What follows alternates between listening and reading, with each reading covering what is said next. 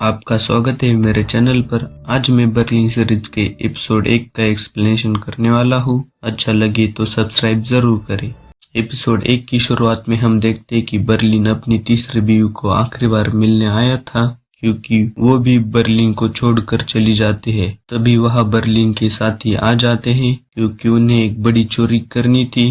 इसका नाम है केला, जो कि एक इलेक्ट्रिकल इंजीनियर है, लेकिन थोड़ी सी शर्मीली भी है। ये है रॉय, ताले तोड़ना और जेल जाना इसकी आदत है।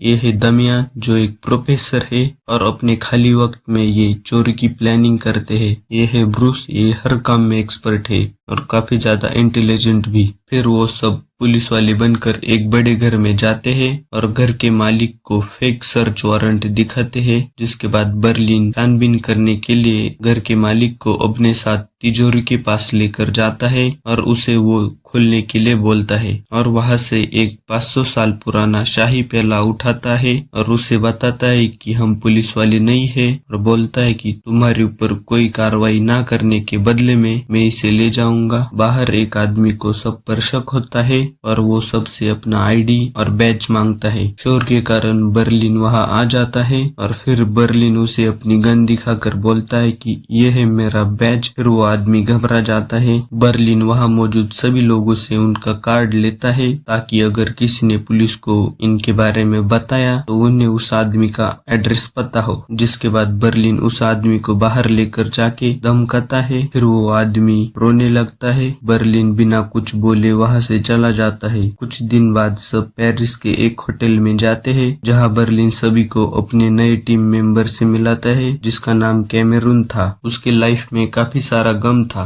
फिर बर्लिन सबको चोरी का प्लान समझाता है, जिसकी शुरुआत 10 दिन पहले ही प्याला चुराने से हुई थी। फिर दमियान प्याले को हथौड़ी की मदद से चमटा देते हैं, क्योंकि उसके मदद से वो यूरोप के शाही परिवारों के गहने चुराने वाले थे, जो 34 अलग अलग शहरों में थे। फिर दमियान प्याले को अमोनियम क्लोराइड में डुबा देते हैं, जिसके कारण प्याले की चमक जाती है और वो पुराने दिखने लगता है। फिर वो एक चर्च में जाकर वहां के फादर से मिलते हैं और बर्लिन उन्हें बताता है कि मैं प्रोफेसर सेंटाना हूँ और सैलेमन की यूनिवर्सिटी से आया हूँ। केला ने पहले ही 600 से ज्यादा फेक आर्टिकल बनाए थे, जिनको फादर पहले देख चुका था। वो फादर को काफी सारे फेक डॉक्यूमेंट दिखाते हैं, जो कि दावा कर रहे थे कि ये चर्च पेरिस का सबसे पुराना चर्च है और इसके नीचे काफी सारा खजाना होगा। फिर फादर उनको तहखाने में लेकर जाते हैं। वहां पर मशीन से चेक करने के बाद उनको जमीन के नीचे कुछ मिलता है। चर्च के नीचे एक टनल थी, जो पेरिस के सबसे बड़े नीलामी घर तक जाती थी, जहां कुछ दिनों के बाद शाही गहनों की नीलामी थी और उनको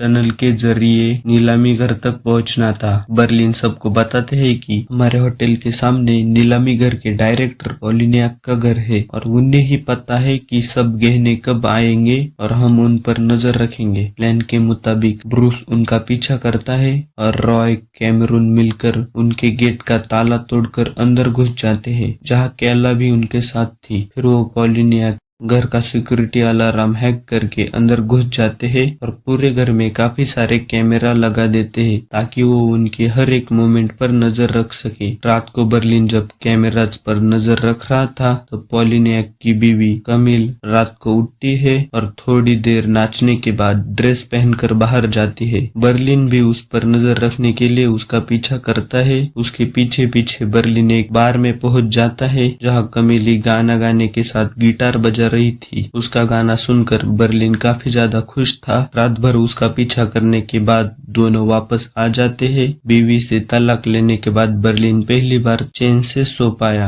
अगले दिन चर्च के फादर आने से पहले केला और ब्रूस एक गड्ढा खोदकर उसमें शाही प्याले को दबा देते हैं और फादर के आने के बाद उसके सामने प्याला जमीन से निकालने का नाटक करते हैं कि जैसे वो प्याला वही से मिला हो, जिसे देखकर फादर काफी ज्यादा खुश होता है और उन्हें वहां पर खुदाई करने के लिए 3 हफ्ते का वक्त और देता है। अगले दिन बर्लिन रॉय को लेकर उसी बार के बाहर गाड़ी में खमील का इंतजार कर रहे थे। जैसे ही खमील आ जाते हैं, बर्लिन रॉय को बताते हैं कि हमारे अंदर जाने के 2 मिनट बाद तुम अंदर आओगे और हमें ऐसे मिलोगे कि जैसे हम काफी सालों बाद मिल रहे हैं। फिर बर्लिन खमील के पास जाकर बैठता है और उसे कल रात के गाने की काफी ज्यादा तारीफ करता है। तभी वह रॉय आ जाता है और ओवर एक्टिंग करने लगता है। फिर वो दोनों दरवाजे के पास वाले टेबल पर जाकर बैठ जाते हैं। उनको देखना था कि जाने के वक्त खमील उनकी तरफ देखती है या नहीं, लेकिन खमील बिना देखे ही बाहर चली जाती है। बर्लिन को लगता है कि रॉय की ओवर एक्टिंग की वजह से खमील ने इन्हें गे समझ लिया है और उसके कारण इनका प्लान फेल हो गया है। दूसरी तरफ बाकी साथियों को टनल मिल जाती है जहाँ थोड़ी खुदाई बाकी थी, तो वो उसे करने में लग जाते हैं। रॉय पॉलिनियाक पर नजर रख रहा था तो उसे पता चलता है कि खमील को ओपेरा जाना था, लेकिन पॉलिनियाक को काम था तो वो उसके साथ नहीं जा सकता। तो रॉय ये बर्लिन को बताता है तो बर्लिन खमील के साथ जाने के लिए तैयार हो जाता है। यहाँ चर्च में फादर नीचे आकर दमियान से कहते हैं कि ये प्याला मुझे चाहिए, क्योंकि वो स्पेन जाने वाले थे तो जाते जाते यूनिवर्सिटी के डीन को उन्हें ये प्याला दिखाना था। दमियान मना करता है, लेकिन फादर के गुंडे उसे ले जाते हैं। दमियान ये सब बर्लिन को बताता है। फिर बर्लिन सोच में पड़ जाता है कि खमील के साथ जाऊं या प्याला वापस लाऊं। तो वो रॉय को बताता है कि कुछ भी हो जाए मुझे ये प्याला वापस चाहिए, चाहे फादर को तुम मार ही क्यों ना दो। और यहीं पर एपिसोड 1 खत्म हो जाता है।